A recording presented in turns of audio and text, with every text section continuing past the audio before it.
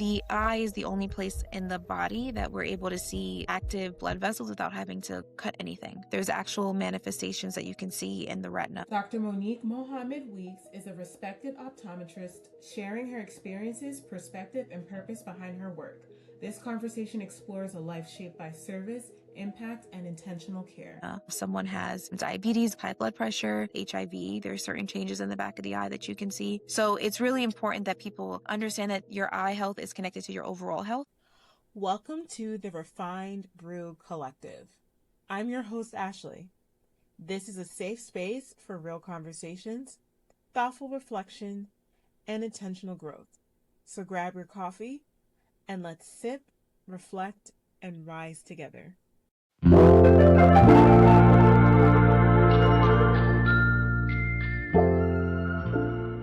Hello, everyone, and welcome back to another episode of the Refined Brew Collective. I'm your host, Ashley, and today I'm joined by an incredible guest, Dr. Monique Mohammed-Weeks. Hello. Dr. Monique Mohammed-Weeks is a highly credentialed doctor of optometry, a fellow of the American Academy of Optometry, a diplomat of the American Board of Optometry, a wife, and a devoted mother of two. Her career reflects excellence, service, and leadership. Here at the Refined Brew Collective, we like to give our guests their flowers while they are alive and thriving. Can everyone join me in giving Monique her flowers? Thank you. Thank you. So, before we dive into your personal journey, I want to set the stage for our listeners who may not be familiar with the field of optometry. Optometry is a healthcare profession focused on the science of vision and eye health, including prescribing corrective lenses, diagnosing, and ocular diseases. The field involves a deep study of human biology, ocular health, vision science, and pathology. So, with that foundation in mind, Monique, let's rewind. When was the moment you knew you wanted to become an eye doctor, and what first sparked that calling? So I actually didn't know that I wanted to become an eye doctor. I always knew that I wanted to be a doctor. But during my senior year of undergrad, I did an internship at SUNY College of Optometry, which is the school that I ended up going to. They had an internship program. Essentially, it was some classes and also a clinical rotation through their clinic where we got to observe some of the third and fourth year students as they were seeing patients. And that really sparked my interest. There were a lot of women optometrists in the school, and just in general, optometry now has more women than it did in the past. So I just really gravitated to seeing a lot of women who were mothers. A lot of the professors were mothers and wives, and they spoke very highly about being able to have a great work-life balance. And that was something that I've always wanted. So that's really what drew me to optometry. And then also it was a very pleasant doctor experience. Like most people were happy to come to the doctor. They were either getting their contacts or getting their glasses. So it was overall like a very pleasurable experience. A lot of the patients were happy to be there compared to some other professions where maybe, the patients aren't as happy to be sitting in your chair. So I had a really good experience. And that really kind of just made me want to get into the field. That's really nice. So what was the other field that you were looking into if it wasn't optometry? General medicine. So like going to medical school, I didn't have a particular thing that I was interested in. It was either to go to optometry school or consider like going to med school. But yeah. How did your family background influence the way that you approached your education and career? So I'm first generation American, both of my parents from Trinidad and Jamaica. So I think having that very heavy Caribbean background, like me being a doctor or me being educated wasn't really an option. I didn't have a say. It was more like, no, this is what you're going to do. So it was either a lawyer, a doctor, and that was my only two options. So my family background, definitely, the way that they viewed it was, we came to America for you to have this opportunity. So it's very important that you make the most out of it because a lot of people don't have this opportunity. So I viewed my educational path as well as my future career as a way to really show appreciation to them for all that they've done for me. But also, they presented it as like, this is the way that you can make a difference in your life. And given this opportunity, you can just have a way better life financially to show how much you have appreciative of us by making sure that you're staying in school and doing what's going to set you apart and make your life better than what theirs was compared to where they were at my age. So that background really influenced just how I viewed education. And even now, like as a mom, how I view education is very much skewed in that way because I understand how much education is actually very, very important. Not even pursuing to become a doctor, but just like being knowledgeable about different things and the importance of taking your education seriously, regardless of what you pursue. So yeah, that background definitely steered me towards this direction that I'm in now. Did you feel that being an only child, it gave you that additional pressure that you needed to stick the path and not kind of look elsewhere or try to do something different? I do feel like being an only child, there's a lot of pressure, more so because if I wanted to do something outside of what they wanted me to do, it was like, but we don't, like, it was very clear that I needed to stay on a certain path and anything else was not going to be okay with them. But yeah, I definitely feel like first and foremost, like being first generation Caribbean, like, Jamaican Trini, like I think that had a huge impact on my educational path. But I also think like being an only child, it was almost like they viewed me as like their prodigy in a sense. And like, this is our one child and we have to show that like we raised her right. So she has to be educated and she has to be doing good things. So yeah, there's definitely a lot of pressure there. And then I also think that being Black, I felt a lot of pressure because as I got further along in my education, it was very few of us. So then I felt even more pressure just internally to not want to be the one that failed or wanted to make sure that like I succeeded. So there was just a lot of like external as well as like internal pressures, a lot of feeling that imposter syndrome of like, do I really belong here? Like, am I really going to, a lot of that specifically as I got like higher up through my education. But yeah, so it's a little bit of everything that really kind of feels that pressure, I would say. I'm really proud of you for sticking it through. So what optometry programs did you apply to and what was your selection criteria? So I live in New York. First and foremost, like I really wanted to stay in New York. Like I never left home until I got married. So my whole world was really New York. And I think for me, because there was an optometry school in Manhattan, I knew that I wanted to stay as close to home as possible. And I didn't want to have to like live outside of home because I really just had never experienced it. So it just was a very fearful idea to do. So I applied to SUNY College of Optometry, which is in Manhattan. I also applied to a school in Ohio because I also did an internship program out there. And that opened my eyes to like the possibility of living somewhere else. I was really open to moving there, as well as a program in Pennsylvania because I figured those were all relatively close. Ultimately, I ended up choosing, or when I was applying, once I got into SUNY, I ended up deciding like I'm not going to interview anywhere else because I knew that I really wanted to go there because it was so close to home. Most of the programs for the most part are very similar in terms of you're going to get a great optometric education, whatever optometry school that you go to. There are some things that I looked for. So particularly like making sure that the school had very high pass scores, meaning you have to take your boards at the end of optometry school. And I wanted to go to a school that had a track record of most of their students passing the boards on the first time. So that was important. That's another reason why I went to SUNY, because SUNY has very high pass scores compared to some other schools. And then also some of the other programs in the school, like most of the schools have affiliated with great residency programs. I did a residency when I graduated optometry school. So it was kind of all those little things. I think the biggest thing for me was like wanting to be close to home. I didn't want my first experience living outside of the home to be in optometry school because there was just so much pressure getting through the program in and of itself. But yeah, so those are some of the things that I looked for to see if I was going to apply to the school or not. How was the scholarship and grants process for you? Did you find it difficult to obtain those? So for optometry school, from what I can remember, when I applied, they have a financial aid department. So essentially when you applied, you would qualify for whatever they had available. It wasn't necessarily something that I applied to, at least going into optometry school. I do believe there were some people that were able to get additional scholarships that were available after they got in that you had to apply for.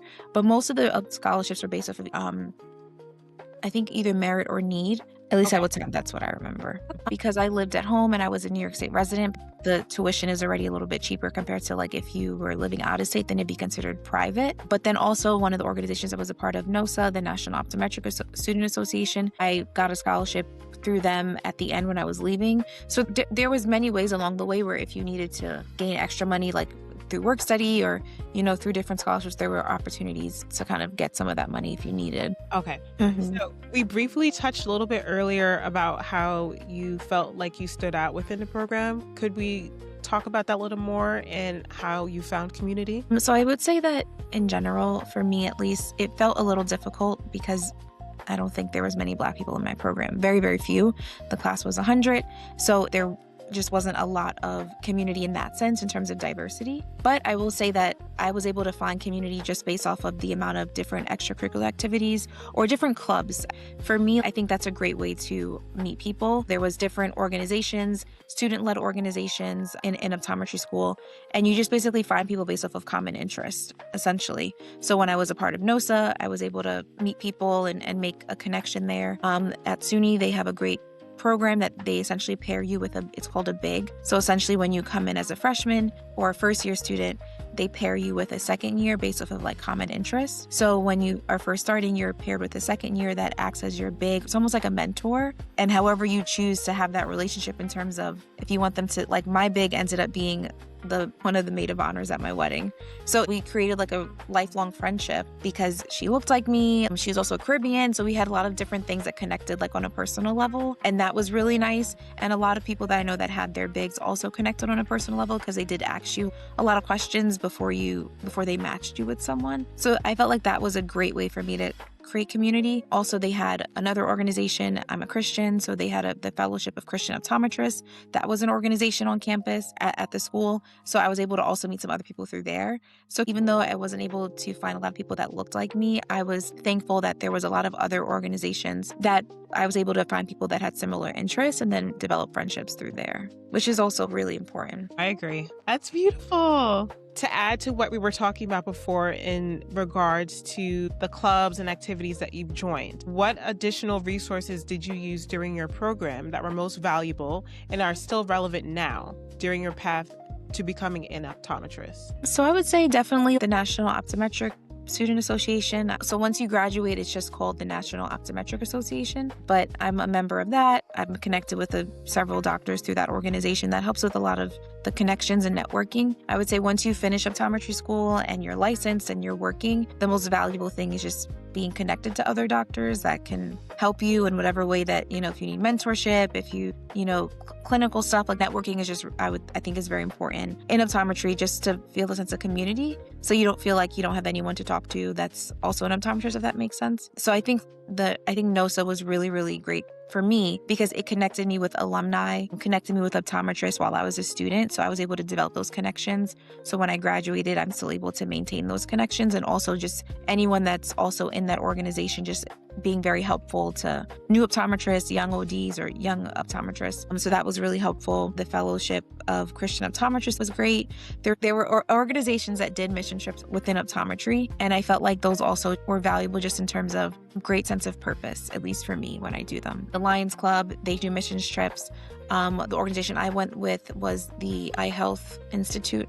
I can't remember the name, but that was an organization that I did a mission trip through to Jamaica. So I think those are really great things to be a part of. And I think it just solidifies your passion, which I think is always important when you're going to be in such an extensive program that's going to take up so much of your time. You want to make sure that you're doing things along the way that just re-solidify why you're doing this, because it does get really challenging academically along the way. So that kind of re-invoke that passion in you is really important. How soon into the program were you looking or seeking for internships? So not necessarily internships. Like once you're in the program, I wasn't looking for internships, so to speak. But in terms of like the extracurricular, like the clubs, they really encourage you to be involved. It makes your experience much better, in my opinion. You tend to have more fun, and having fun along the way, like I said, is also very important. But in school, we had a lunch hour from 12 to 1. So most of the clubs would have their meetings during that time because they want to encourage people to come to their lunch meetings. Everyone wants free food, right? Like, they do things to kind of introduce you to those things. They would have different events so that you could meet different people from the different clubs. So I would say that once I started, I already knew about NOSA because I was involved in C-STEP. That was the name of the internship that I did when I was a student. I knew that I wanted to be involved in that because that was what helped me to become interested in optometry. It was really early on as a first year. I was already on the board of NOSA. I think I was a first year liaison when I was a first year student. So I was already wanting to be involved because I knew how much it had helped me to kind of come to optometry school. And NOSA, which is why it's important for me to still be a part of it, really focuses on advancing the eye health in communities that are minority populations. So that was one of the main reasons why I stayed on the board all 4 years, because it was really personal for me to be a part of that. So, to touch on what we were talking about before in regards to the missionary trips, you also went to Guatemala in addition to Jamaica. How have those experiences shaped you as both a doctor and a person? So the trip that I went to Guatemala was a missions trip through my church, and the Jamaica trip was a optometry-led mission trip. So we were there to give eye exams, help people with getting glasses, people that had glaucoma, we were giving them, their eye drops. So there were two very different trips, and I think they both, fueled my passions differently. So with Guatemala, I think it really gave me a deeper appreciation for life. Just being able to help people. A lot of times when you think you're going on these mission trips, you think that your sole purpose is to help other people. But I always feel like, at least when I went on both of those trips, it's almost like they helped me in a sense. So when I went to Guatemala, I came back feeling more appreciative. They showed me what true appreciation is, in the sense of having very little and still being very filled with joy. That's what I learned the most from that trip. People that had not as much as what I have here, yet they had more joy than I felt I had. And it's interesting to think of it that way, but I came back a better person because they helped me discover a different part of myself versus me just going there to help them. So I think that really shaped me now, especially as a mom. What does it mean to cultivate an atmosphere of joy, like in your life, right? Like, it's not based on your circumstances. There should be a level of joy that a person has regardless of what they're going through. And that's very different from happiness that can be very temporary. So it's like differentiating between those two things was, again, something that I just really found great joy in the trip, but also just knowing that I was helping people was a great experience. I personally really like missionary type things. Even when I can't go internationally, being able to help people locally is something that I do enjoy doing. Jamaica was really nice too, and that was a little bit different because I'm half Jamaican, so I really wanted to go because it felt like I was giving back to a part of my culture, which was really important to me. I love optometry, and being able to do that in Jamaica was just I was in heaven. I was I want to do this all the time. And my plan was to go back and do it more than the one time that I did. But then, when I finished optometry school, getting married and having kids, it was not a stop, but a pause in things.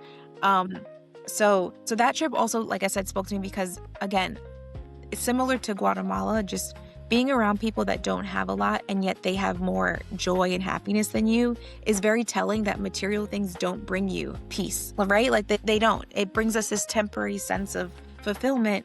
But when you're around someone that has less and they can smile bigger than you, or they can just have so much love in their heart and they don't have half of the material things you have, it's a very eye-opening experience to really look within yourself that why are you so attached to your material things that you don't have this, peace and joy that people that don't have material things are able to have. So those were both great missionary experiences. I feel like everyone should go on at least one missionary trip in their life because it's just a very humbling experience. And I'm very grateful to be able to have done those, for sure. Missionary trips and just volunteering in general. For sure. There's a part of our life's purpose that's meant to give back. It's a fulfilling thing to do. I agree. So medicine is evolving rapidly. Let's talk about what it looks like when all that training meets real patients. How do you keep up with medicine as it's always evolving? So as an optometrist and most medical professionals, they have to do a certain number of continuing medical education hours. And that's something that definitely keeps you up to date with all the new technology. As AI begins to become integrated into these machines, you get to be more aware of these things as they're happening. So I just attend many different CE lectures, which are an hour for each topic, let's say. And if I have to do 36 hours over the course of 3 years, then that's how I'm able to keep up with different changes in medicine. I do see kids as well. If there's any changes in pediatric care regarding prescription glasses, let's just say, and how that changes, being able to go to those CEs will change how you practice. Also, there's tons and tons of research that's done all throughout the year regarding different parts of optometry, from different parts of the eye, from the cornea. There's research that comes out through the retina.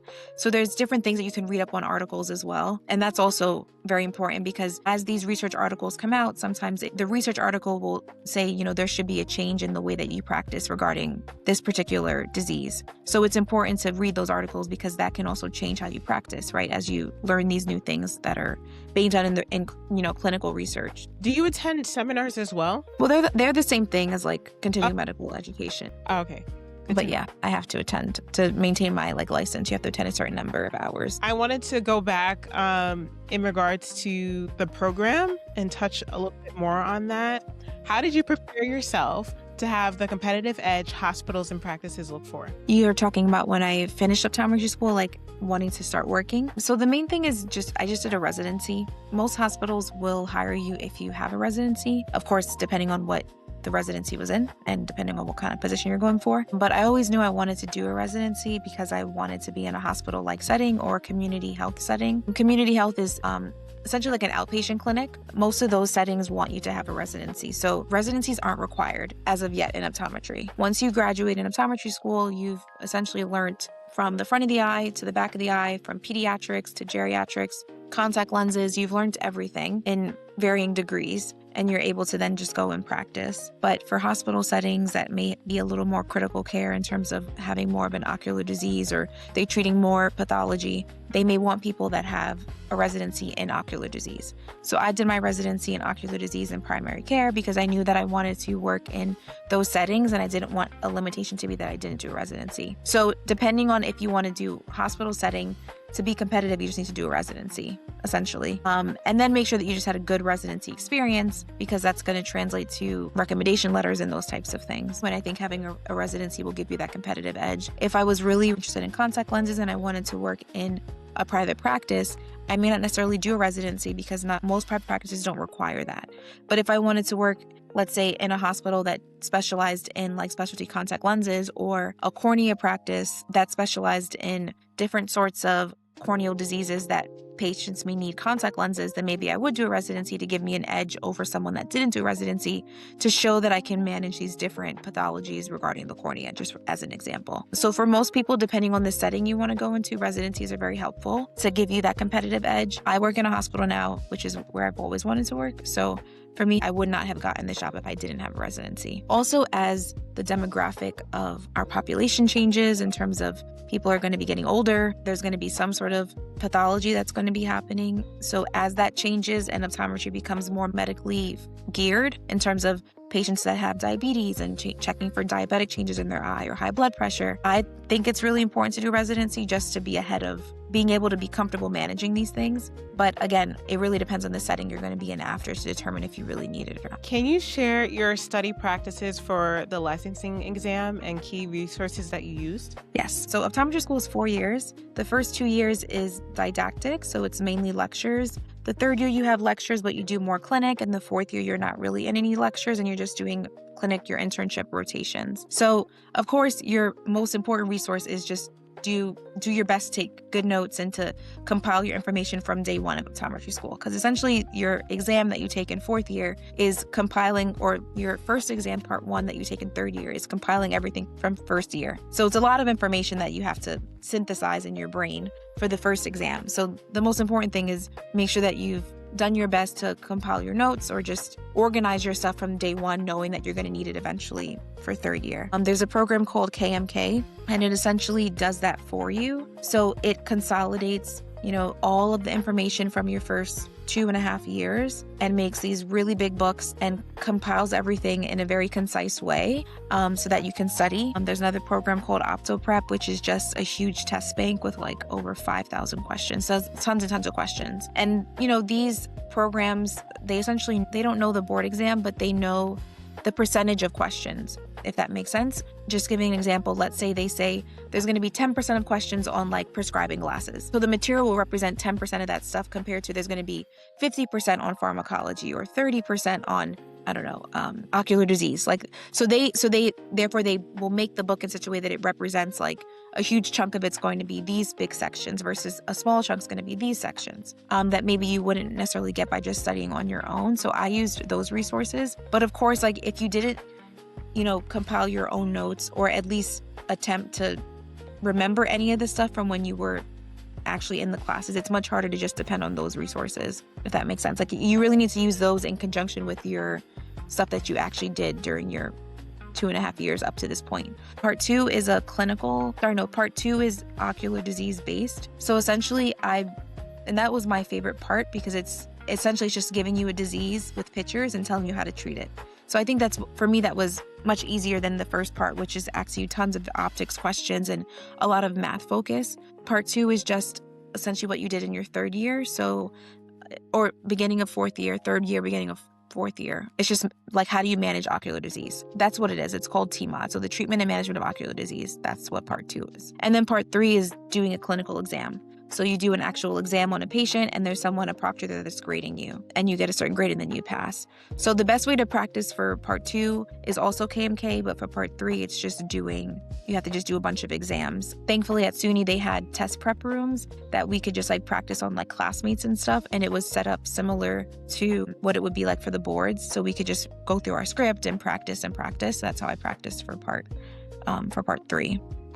Something else I've noticed recently, there are people that even though they're prescribed glasses, and I've seen my sister do it, and I've recently seen someone else do it at a store, like they'll have glasses, but like they'll look like, I don't know how to describe it, like they won't look through the glasses at whatever they're looking at. They'll just like look like above it and just like do this instead. Have you seen that with your patients? Have they done that? I've seen that with older people. Okay. And it's because they're wearing their reading glasses. So when they look at distance, they have to look above their glasses. I guess what I'm trying to understand is why would they do that if they have the glasses? Because I'm thinking that's supposed to help. Because if you have reading glasses, which is only for reading, like up close, and you want to look at something far away, if you look through your reading glasses, it's going to be blurry. So you have to look above them. Okay. Like people that don't have, some people that use glasses all the time, like if, let's say it's someone in their, much older, they may have progressives, which means that the whole lens is distance computer and reading. So they're able to do everything with that one pair of glasses. That person's not going to be looking above the glasses unless they have a bad prescription, because they're going to be able to look through the glasses. But some people, they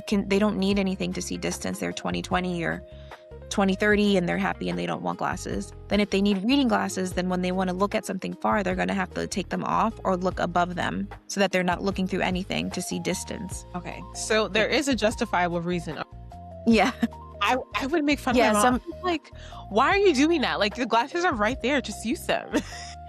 No, I have patients that do that, and I'll ask them, like, do you want me to give you a prescription for distance so you can just not do that? And some people are happy, and I'm like, okay, as long as if it works for you and you're comfortable, and yeah, I won't change it. Okay. Well, thank you for informing me on that. So hearing you talk about the science, the research, and the joy you find in your work really highlights how powerful eye care can be. But not everyone has the same access to that level of care. And that's where your work takes on an even deeper meaning. Is there anything viewers should be aware of when it comes to eye health? I think the coolest thing, actually this is a fun fact, that people may not be aware of is the eye is the only place in the body that we're able to see active blood vessels without having to cut anything. Because when you put drops in a person's eyes, you're able to see the back of the eyes, their retina, which has active blood vessels, you can see. So for people that have diabetes, and a lot of people may not know that they have diabetes, there's actual manifestations that you can see in the retina that a person has diabetes. There's some other conditions that people have that you're able to see in the back of the eye. So example, if someone has diabetes, like I said, you're able to see. If someone has high blood pressure and it's uncontrolled, there's certain changes that happen in the back of the eye that you can see. If someone has HIV, there's certain changes in the back of the eye that you can see. So it's really important that people understand that your eye health is connected to your overall health. A lot of things that happen in the kidneys are happening in the eyes, which is why it's so important people that specifically have diabetes that they're getting their eyes checked annually. And if there's change, that they get them checked even sooner, more frequently than every 12 months. So I think that's actually very, very cool that you can see those things in the back of the eyes that people may not necessarily be aware of. So for people that have diabetes, sometimes they don't understand why they have to come get their eyes checked. And that's another reason why it's important too, because again, you can see these things in the back of the eyes. And that could lead to blindness Yes. for people with diabetes, right?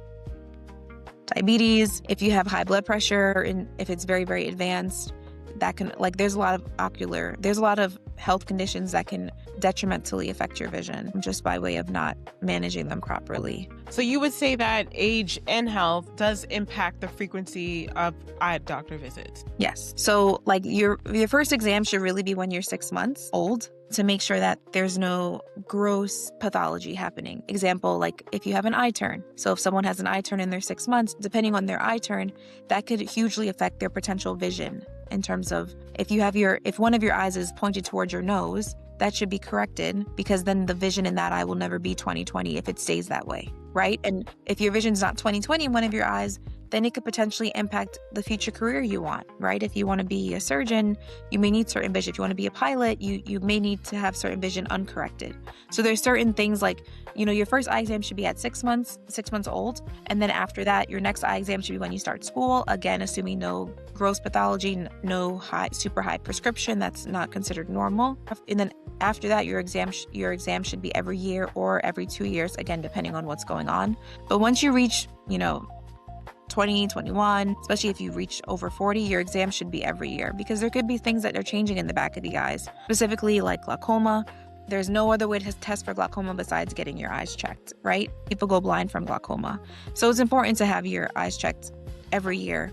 I would say once you're in school age, it's good to have your eyes checked, especially nowadays with school. So many kids are on the computer all the time that they probably need glasses sooner than their parents did. And, getting headaches and those things, for sure, people need to be getting their eyes checked every year once they start school. Would you say that it's more difficult to treat someone that has a lazy eye when they're older? So it depends on how old. There are Okay. studies that show that there's plasticity in the brain. So essentially, even if someone has an eye turn or a lazy eye, which is called amblyopia, if they are wearing glasses, they may be able to improve their vision slightly. The critical period is up until 10 years old. So meaning that under the age of 10, if someone has amblyopia and they're treated, their vision can make huge strides in improvement. After that, it can still improve. So it's always worth it to try. It may not be as significant, but it doesn't mean that it can't improve. The progression may just be very slow. Whereas like if a child that's 3, their vision is very reduced because they have amblyopia, you put glasses on them, maybe in a month or 2 or even 3 months, they're able to improve significantly compared to someone that's older. The progression may just be much slower. But there's no point at which you shouldn't attempt to, wear glasses.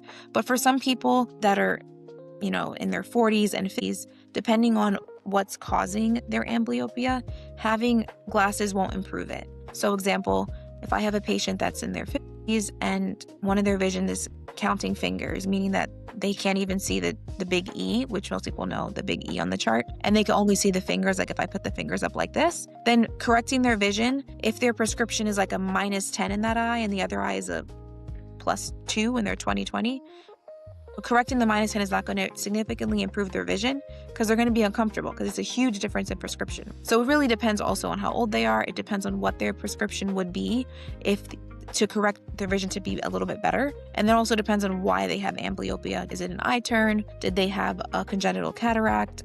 So it depends on different things as to determine if it would improve or not. And for people that it wouldn't improve, you just want to make sure that they're wearing glasses all the time to protect the other eye that sees better. Okay, it's interesting. It's really cool, actually. Yeah, no, it's quite fascinating. Do you deal with a few patients that have that? I have people in mind that I'm thinking about as we're talking, but yeah. That's really cool. So what would you recommend for those who can't afford eye care? So I'd say the great thing about New York is there's so many community health centers that operate through your medical insurance that you don't necessarily need to have like private eye care or eye insurance to cover those exams. I know like at the hospital that I work at, there's patients that don't have eye insurance, but we're still able to examine their eyes for the overall health of their eyes. So I know that the American Optometric Association, I'm sure, has tons of resources for people who can't afford eye care just to have their annual eyes checked. Of course, if you have any sort of medical conditions, like I said, diabetes, high blood pressure, go through your primary care provider to just find a facility that's able to examine your eyes. But again, the biggest thing would be like just find a community health center. A lot of community health centers nowadays do have optometrists, and a lot of times they'll take people that do not have insurance. And that's the main purpose of these community health centers because they are funded by the government.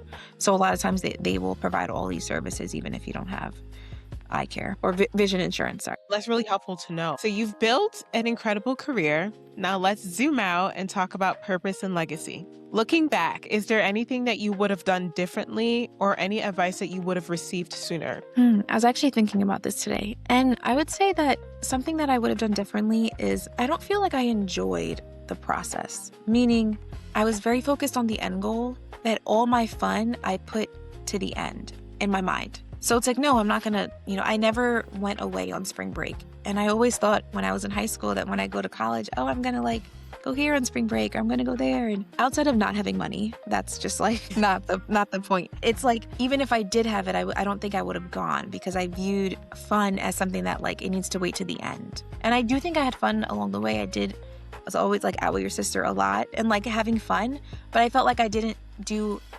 enjoy more in a way that I wanted to, because I was so focused on like the end. And I think I could have enjoyed a little bit more along the way, because there's always going to be something else. So my advice to myself would be, you have to find ways to enjoy along the way, because there's always going to be something else that comes up when you get to what you think is the end, right? So it's like, oh, okay, you graduated college, you think now you're going to go on a big trip, but reality is like now you're starting another program, right? Like, it's like there's always going to be something. So you have to try to find ways to enjoy along the way, or find ways to enjoy, okay, every 3 months I'm going to do something, or whatever it is, because I thought like, oh, once I'm an optometrist, I'm going to do all these things. But then I got married. Then it's like, okay, once I get married, I'm going to do something. But then we had a baby really soon after getting married. So it's like, there's always going to be something. Like, you have to take time to enjoy along the way and prioritize what's important to you so that you can enjoy things along the way. That's, I think, extremely, extremely important. And I wish I would have known that, because then I would have had more fun along the way, instead of being so down that things are so stressful, which they are, but still being able to like find ways to enjoy. And again, I do think I had fun, but it's like, I want to have more fun. So I wish I would have like been less hard on myself and enjoyed more along the way, and not take everything so seriously. I don't know, but that's not really career related. That's more just like personal. Some things are meant to just have fun with, and that's just enjoy. That's other things. But yeah, I think I should have been more like, okay, you have a plan, you're executing the plan. When anything outside of your plan, you can have fun, right? It's like, okay, like you have a test and you've planned out your study.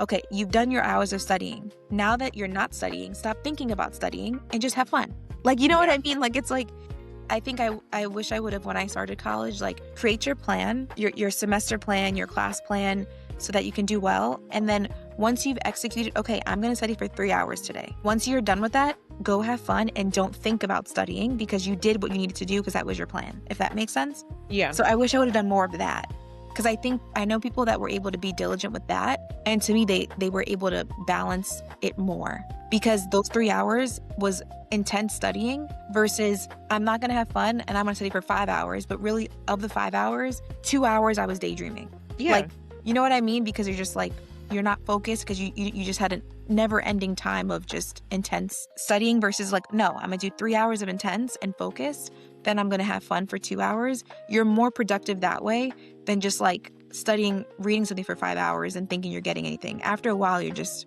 hurting yourself, because you're just so tired and you're not retaining anything and you're miserable. So I wish I would have done that. I think I'm trying to like do that now in this season of life I'm in. Enjoy along the way and not waiting for the next thing to enjoy. So yeah. I love that. And I agree as well. I feel like, since I recently graduated, that was something that I did not stress enough, just enjoying the moment more, because I just feel like, coming from our background, a Caribbean background, like, you just have such high expectations to withhold. So it's just like you want to just mainly focus on ensuring that you meet those goals. So it's kind of like, wait, but this just happened. This, like, could have went here, I could have traveled here, and blah, blah, blah. Mhm. So I totally understand how you feel. And I do think that's important.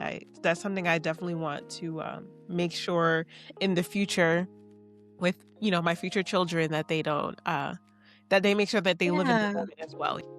That's really important. I think you have greater happiness and joy when you're able to have a goal, but also enjoy the present. You can't just be solely future focused.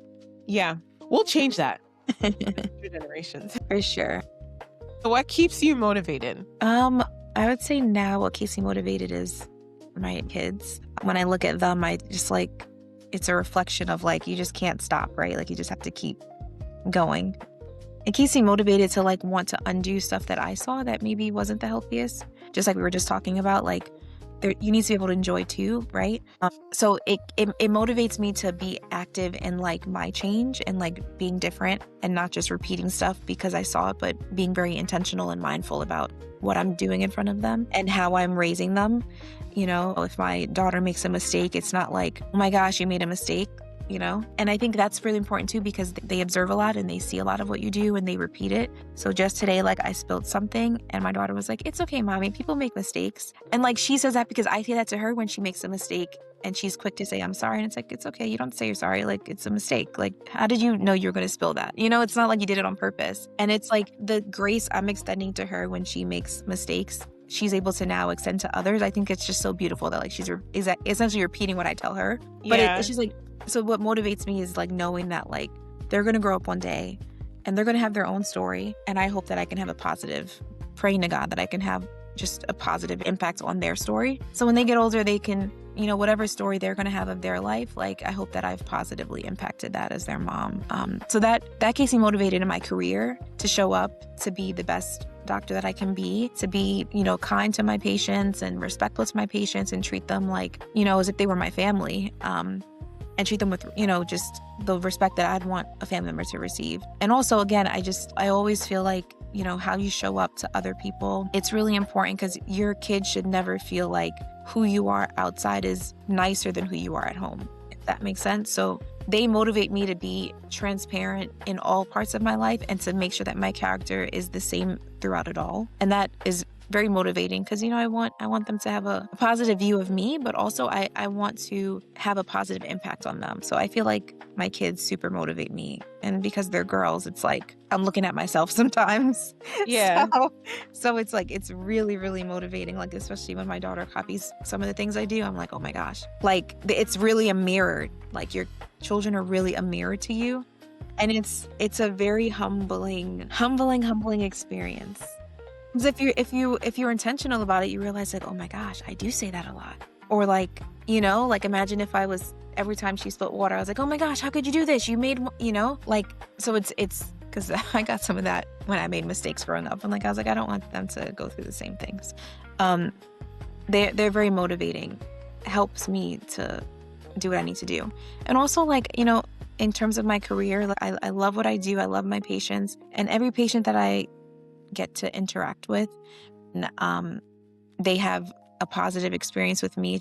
It feels like it reminds me of my purpose. Whenever a patient's like, "Oh, you were so kind to me," or "You were, you know what, you're one of the best optometrists that I've seen," or whatever the case may be, it reminds me of like, oh, this is why you do what you do. Like it's really nice. So my patients also motivate me. And then also, like I said, I'm a Christian, and like just wanting to do my best and knowing that God has done so much for me, and just being so grateful. So that, Amen. Yeah. So that just keeps me overall very, very motivated. Just to whom, I forget the specific Bible verse, or I know the verse, but I forget where it's found in the Bible. But to whom much is given, much is expected, right? So that's something that like I just remind myself of, right? Like coming from, you know, I'm a first generation American. My parents are from the Caribbean. Like there was much given to me. So there's much expected of my behavior, much expected of just what I put out in the world. There's much expected of that because I was given a lot along the way. That definitely motivates me, for sure.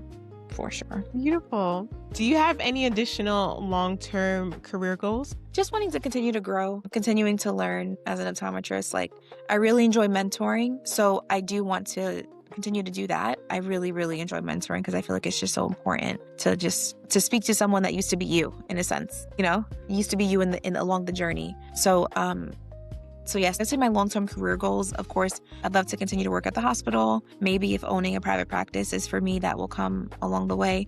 But I definitely want to maybe go deeper into mentoring because I think that's just so important. And I just enjoy that personal connection you can have with people through encouraging them. So for sure that as well. I think that'd be helpful too, in general, like you said, because there's not that many people that look like us within optometry. So to have someone or more people that look like us that are willing to give their time to provide that space for us to want to continue the path of optometry, that I think that's really important. So I respect that, and I love that. So where can listeners find you? Well, right now I'm a recluse, so it would just be my email. If anyone wants to find me, they can reach out to you, and I'd be happy to share my email with anyone. Okay, perfect. If listeners can take one thing away from your story, what should it be? I think it's really important to surround yourself with a great support system. I wouldn't have gotten here without my parents. They were a great support system for me as I was going through my educational journey. It's also very important to be very present in your goals in terms of creating a goal that may seem like you're never going to be able to accomplish it, but just believing that you're going to be able to do it by just hard work. I've worked very hard to get here. I've had many setbacks along the ways. I've also had many internal like fears of not being able to do something. And like I said, that imposter syndrome, that's very much a real thing when you're trying to accomplish a goal. So I would say I think the most important thing is have a great support system that can encourage you along the way. And of course, believing in yourself, but also just like hard work. It does pay off eventually. And I think that that's very evident in just how I've gotten here. For sure. Would you say that the imposter syndrome also showed up during your residency? Where did you see it show up the most? I mean, from day one of optometry school until I finished. I think in undergrad, like there was a lot of people that like, I don't know, I just felt like I didn't feel like I didn't belong. Like I felt like I belonged, I could do this. All my close friends were also like doing it at the same time, like from high school. So it was like it was almost like we were doing it together, even though we didn't go to the same schools, like the same colleges. When I was getting my master's, I also felt like, oh, I got this. Like I didn't feel like I was in jeopardy of not finishing, if that makes sense. Yeah. When I got into optometry school, it just felt like this is the last thing. Like this is it. Like this is it. And then I'm going to be a doctor and then I'm going to be working. It felt just very scary. It felt scary because it's a smaller class size than any class size I've ever been in, right? Like my graduating class in college, who knows how many thousands of people that was, right? But it's like, no, now it's 100 people. And not everyone graduates because some people get kicked out the program because they don't make the grades to make it through. So it was like a lot of like those things, just being really, really fearful, being the only one that looked like me in my class. That was just scary. And not that means that I couldn't make it, but it was just the fear that like, well, there's not so many people that look like me that actually did it. So like, can I do it? It was really that kept playing in my head. But again, like I had a great support system. I had my big who was a year above me. So it was like she finished the year, and she kept going through. So that was very motivating to see someone else that was able to do it. But I definitely think for sure it was its biggest, imposter syndrome for sure during optometry school. Because again, it was like the last phase of schooling for me. So it was just the fear of, okay, am I actually going to do this now? Like not everyone wants to be a doctor, but am I actually going to be able to do it? So that was definitely hard. But thankfully that's in the past now. And I think that's why mentoring is so important, because sometimes people just need to be told that they can do it, right? They need to be able to feel comfortable enough with the mentor that they feel comfortable with to be able to just be honest with like their fears, honest with the things that they're struggling with, and just to have someone say like, listen, I went through it. I know it's tough, but you're going to get through it. Like you got to just put your heels in the sand or the ground, whatever that saying is, and just know that like you're going to get through. It's on the ground? Is yeah. that what it is? Heels in the sand. It's something, it can't be sand. Heels in the concrete. It's supposed to mean like you anchor yourself. Yeah. But if you put heels in sand, it's not really anchored because sand will... It'll sink. It will like... I get where you're going. Yeah. So I mean, like you have to just like, purpose in your heart that you're going to do something. And again, I think with these goals, you just have to have a great support system. Like I said, my parents were very supportive of me in my educational journey. When I was in residency, I got married.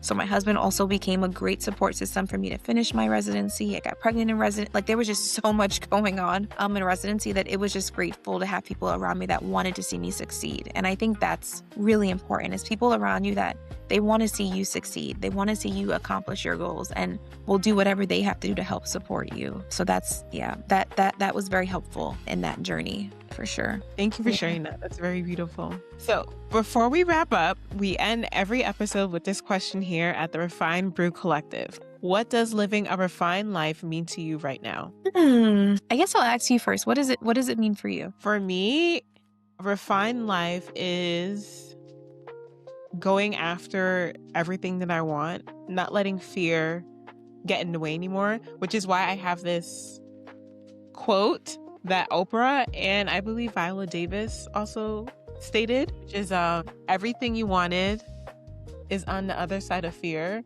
And I chose this specific one because of the fact that it has fear. That's actually really beautiful. Yeah, really thank beautiful. you. So a refined life for me is making sure that everything that I've ever wanted to do, I'm not letting fear stop Yeah. me any longer. So when it comes to the podcast, when it comes to swimming, taking ballet classes, That's and so just cool. like, yeah, thank you. And, just taking care of myself, becoming a better version of myself in general. That's what a refined life is to me right now. Yeah. Okay, so then I would have to say the older I get, the more I realize it's not fun when you have all these things that you want to accomplish, but you can't stick to a plan to accomplish them. So I think for me right now, like I want to be able to accomplish the goals that I've set for myself because I still have other goals, fitness goals, health goals. Like I still have other goals that I have. And I want to be able to know that I can believe in myself that I can do them, if that makes sense. Because now I have, two little girls who look at me that I want to be able to show them what it means to like accomplish a goal outside of career, just like personal goals. I have self-care consistency goals that I would like to have because I'm not consistent with my self-care. And like, how does that impact how I show up day to day as a wife, as a mom, as just a person, right? How I feel about myself. So for me, it means being consistent in the things that are important to me and the things that I know impact my day to day and not making excuses for myself when I slip up and just being like, no, we're going to try again tomorrow. Not having too much leeway in me being able to accomplish what it is that I need to do.